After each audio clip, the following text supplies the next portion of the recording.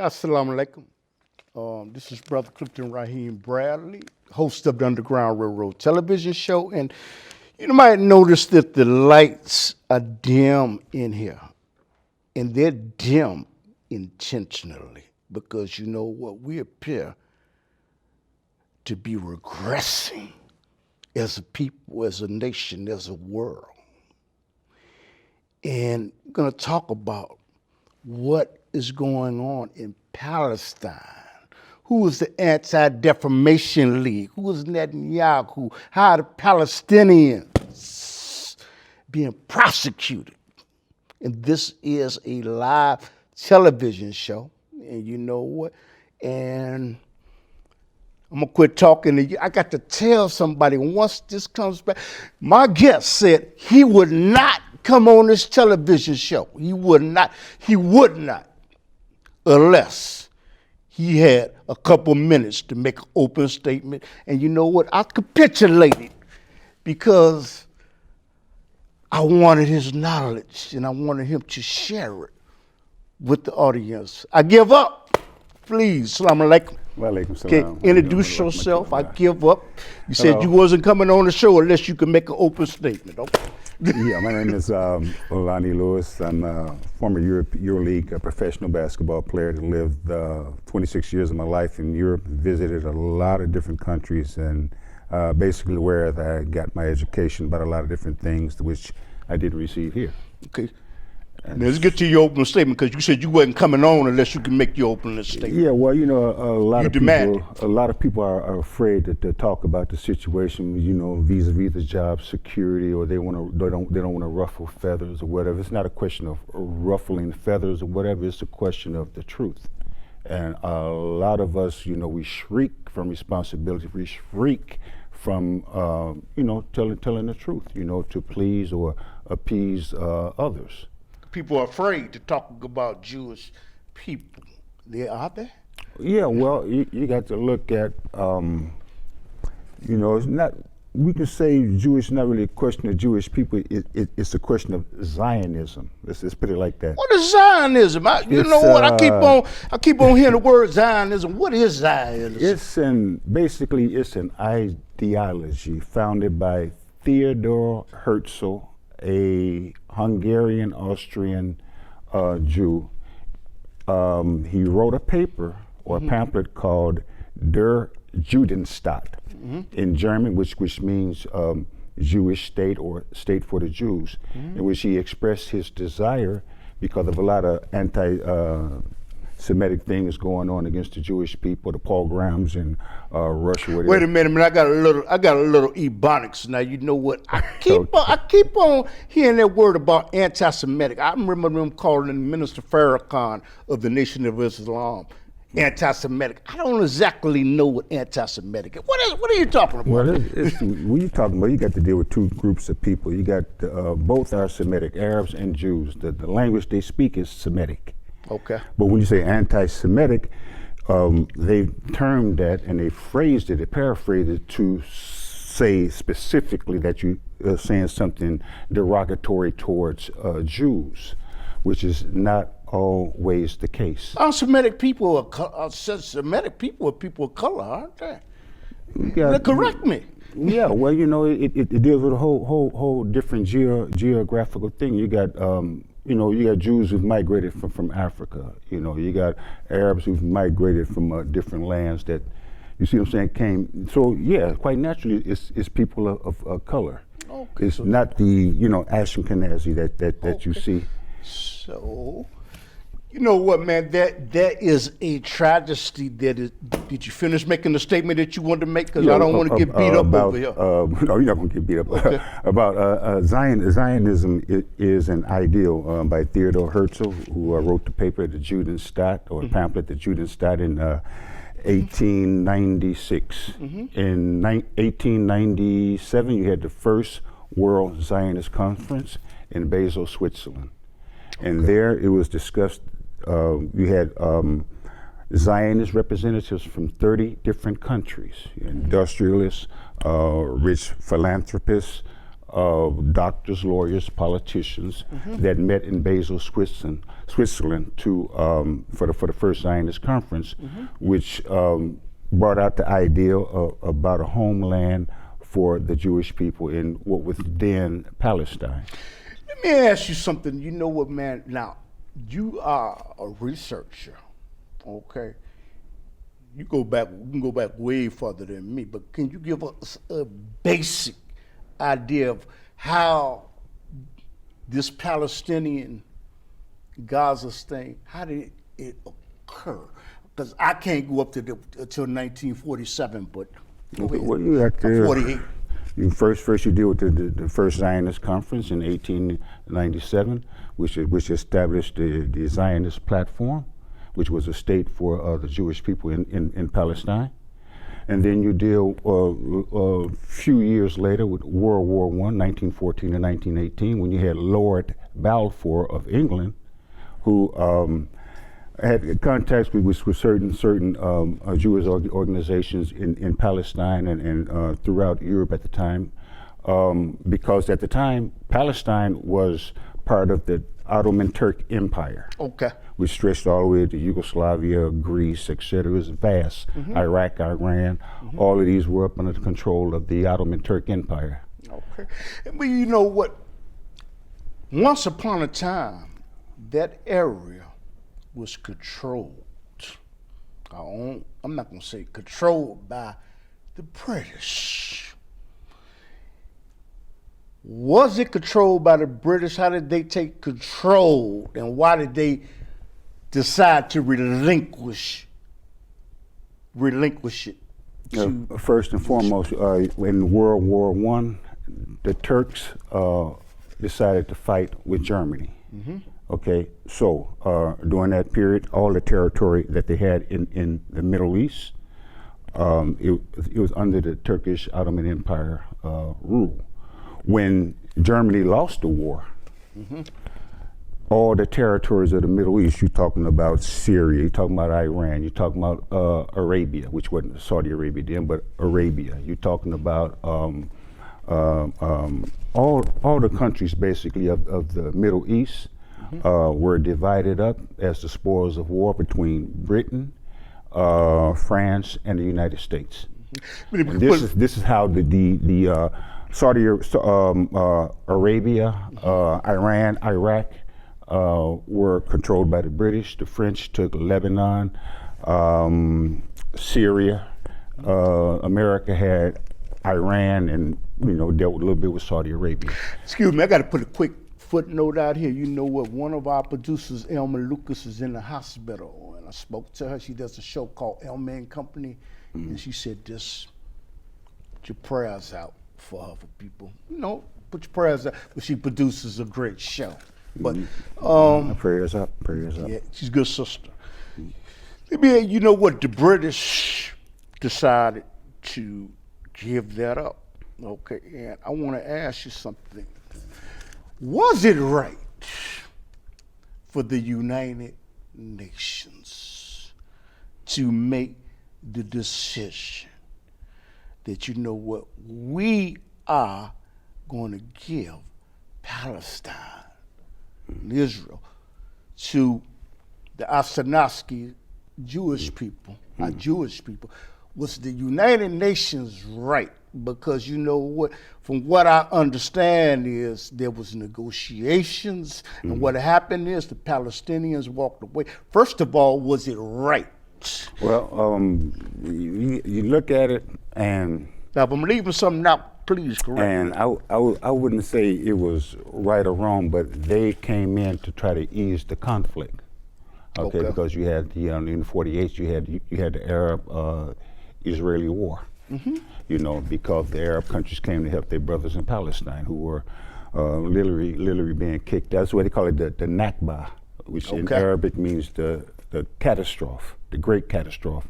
1.some million were forcibly evicted from their homes, and et cetera, whatever. And the UN tried to come in and negotiate, because the British, in 1947, the British just decided we can't deal with this no more.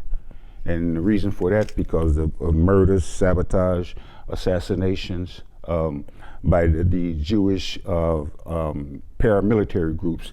You had Palmash, Haganah, Lehi, Stern Gang. You had a few others that was basically terrorists. So the Palestinians during the negotiation, this is a live show, call, but during the negotiations, you appear to be saying that the Palestinians walked away because they felt that the agreement was not tangible, was not good in their best interest. No, because the partition of Palestine, okay, the majority of the land, okay, if they had it 50-50, you know, which Palestinians have this and the Jews have this, or the Israelis had this, you wouldn't have, you know what I mean, that much conflict. Maybe we can't say we wasn't there. We don't know the circumstances, but we do know that it was a disproportionate distribution or redistribution of land, which favored more the Israelis than it did the Palestinians. So quite naturally, the most arable land, farmlands, et cetera, agricultural things, et cetera, went to the hands of the Israelis. Even without that, do you feel, for example, I'm going to use this, I'm going to break it down this step. I'm going to make it minute, okay, make it small. Do you believe if you have a house, and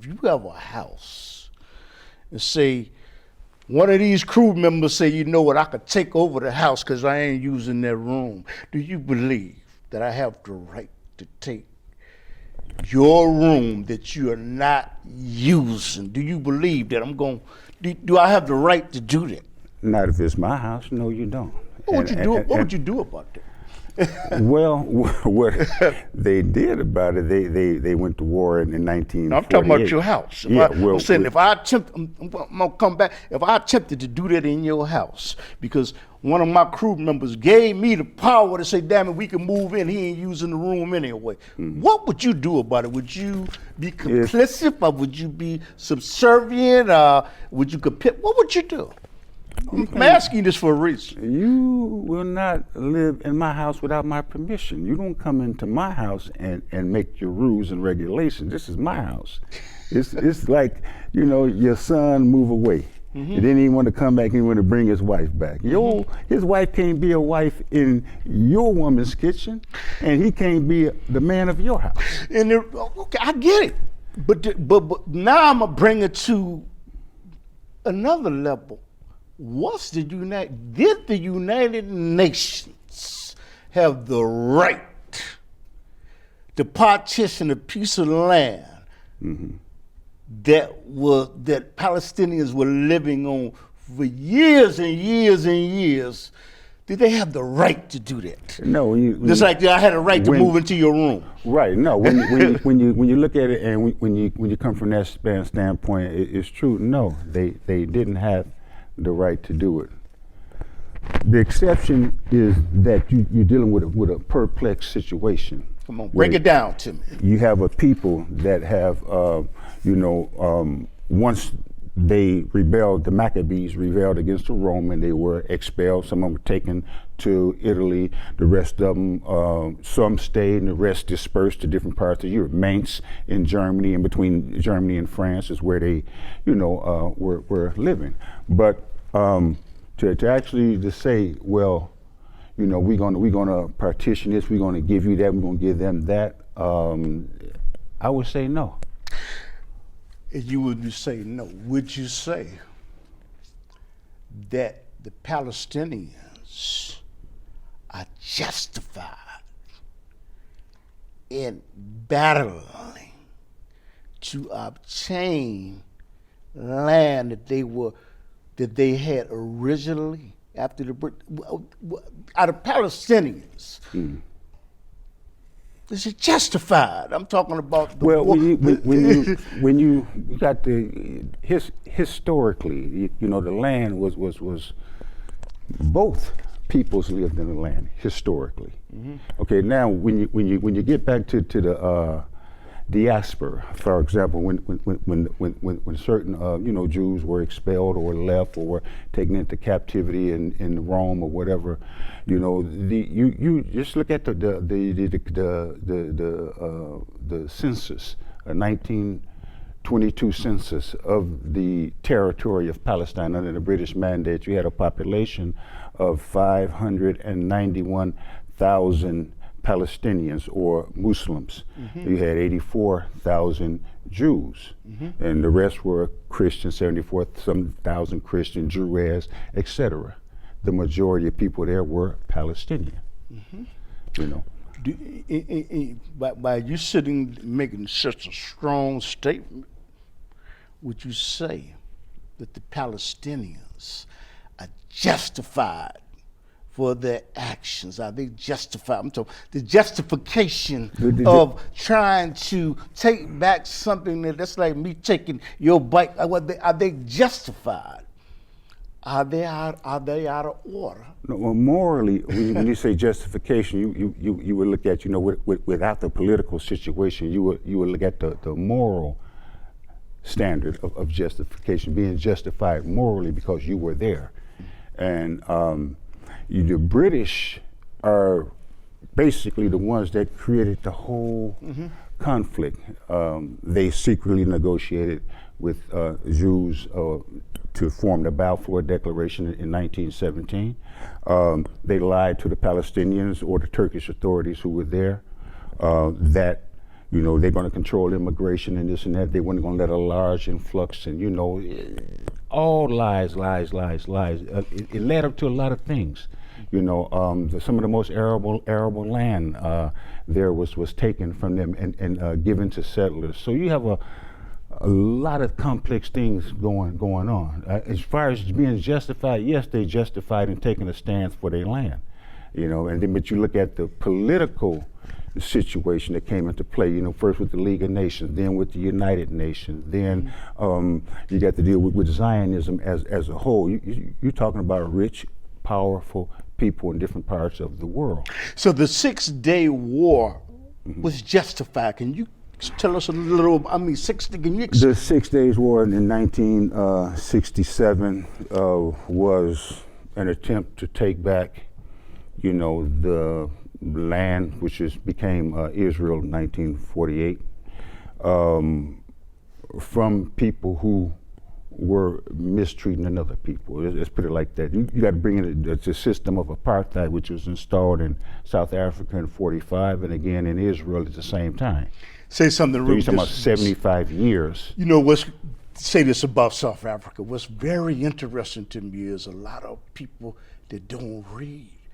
They say, how can the South Africans be so inviting to Vladimir Putin and not the U.S., but a lot of people that don't read, that don't have knowledge, they don't know that the United States supported apartheid, and Vladimir Putin and Russia didn't. Yeah, correct me if I didn't. When the Africans during the independence struggles, 50s, early 60s, before they gained their independence from the European colonizers, Russia fed them, armed them, and helped them in struggle. So did the Chinese. And so, you were dealing at the time with a system. You had two blocks opposed to each other. You had communism, China and Russia, and then you had here in America, in Western Europe, so quote unquote the free world. I know we're gonna get back to Palestine, but what's interesting to me is because people don't read. You're a researcher. They just don't understand why I was doing apartheid. The United States supported it, but Russia tried to help the Black National Congress. But a lot of Americans, they don't get it. I even heard them say something like that on WVON. I don't understand why they didn't like Putin, but go ahead. They like Putin because you just said. I mean, you were dealing with a general public you take this country as a whole, and I'm not denigrating us as Americans or as a people, but we dense in history, geography, and demography, the study of people, demography. We don't know history except what we're told. And you ask somebody, one of these supporters of Ukraine, to point Ukraine out on a map. They can't do it. But when you're told, you're basically dealing with followers. My government says this, so I believe it. You don't ask questions. You don't. Well, just let me check it out. Okay, it's cool what you said, but let me get another insight on this. Mm-hmm. We don't do that, and so we follow suit with what you've been told or what you've been taught, which is not the truth. Because if you knew the truth, you would understand what was going on and why Europe, with the help from our country, mm-hmm.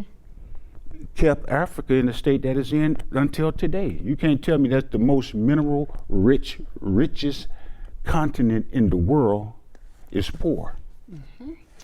And China is buying it up like a little bit, but China made a 1,000-year plan. They didn't make a 2, 5, 20, 25-year plan. China made a 1,000-year plan for mm-hmm. their success. And you look at them right now. They started with Hong Kong. The British begged China after the Boxer Rebellion in 1912, when the Chinese retook their country, actually, is a start. Mm-hmm. When they finally retook their country, the British begged them to let us keep Hong Kong until 1999, mm-hmm. which they did. Mm-hmm. And the whole world was in a state of shock because Hong Kong is like Luxembourg, it's like Switzerland, it's a financial capital. It was like Lebanon, before the Switzerland of the East, mm-hmm. before Israel destroyed it, mm-hmm. In the 80s. But when you put all that into context, you start to understand. Yeah, like I say, actually, man, a lot of people, they just don't read.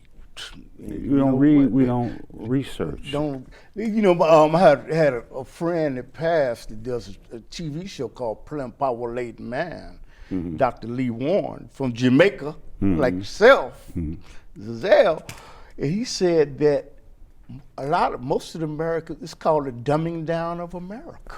This has been a process, and basically I believe it started in the late 60s, mm-hmm.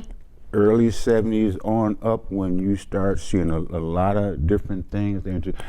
Me, for example, when I used to come back from Europe, my season is over. My season's last 8 months. Mm-hmm. After the season, when I come back home, I told people although they're 26 years, they're like, I stayed there all my life. No, mm-hmm. I'll come back home and kick it during the summer mm-hmm. before the next season starts. Mm-hmm.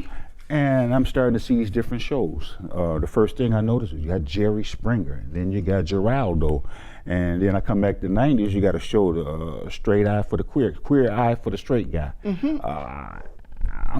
Wait a minute. The Simpsons. So it's been a systematic dumbing down and programmation of the American people. Mm-hmm. Getting back to Israel and Palestine, would you say that the 6-Day War, it was justified? And this I cannot prove. Mm-hmm. They say that there were chemical weapons that were used in the war. There's a lot of things being used in the war. Even napalm. A lot of different things. And also, there's that war is famous for the USS Liberty, which was bombed by the Israeli Air Force. Wow. American communication ship, I think 200 or 300 some people lost their lives, mm-hmm. pushed it up under the rug. Wow, man. And these people, some of the survivors are still hot about that.